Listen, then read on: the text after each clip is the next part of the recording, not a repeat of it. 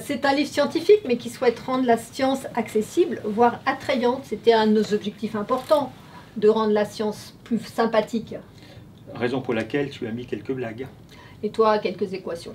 Bon, alors en fait, on a essayé de faire une passerelle entre l'apiculture classique et puis la science des abeilles qui s'appelle l'apidologie. On a une recherche qui est très déconnectée de l'apiculture, avec une transmission des savoirs qui est le plus souvent orale et très peu de conceptualisation.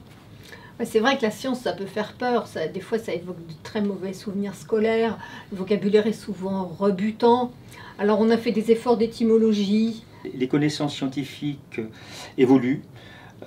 Les vérités d'hier ne seront pas forcément celles de demain. On voit bien que les maladies, de nouvelles maladies arrivent.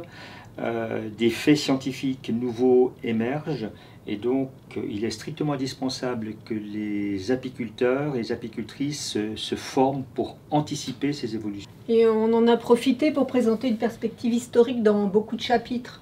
On a détaillé la vie des apiculteurs qui ont apporté beaucoup de connaissances et on a également consacré un chapitre entier aux apicultrices qui ont été souvent invisibilisées.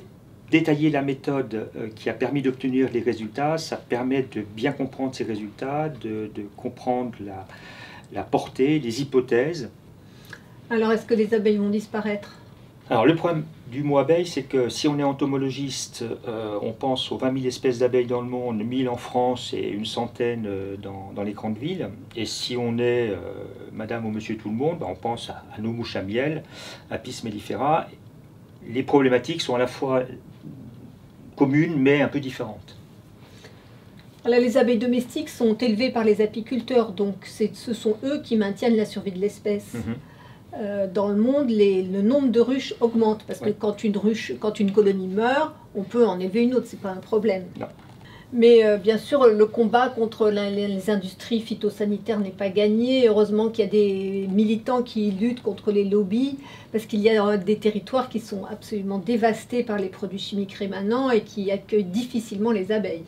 Alors nous, les humains, on a absolument besoin des abeilles. Il y va de notre survie. C'est indispensable de prendre soin d'elles.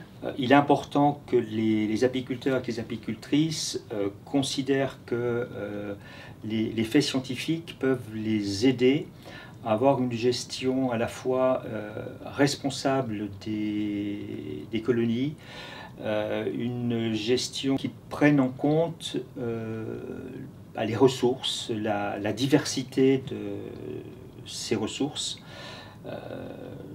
tout en ayant évidemment quelques récoltes de miel.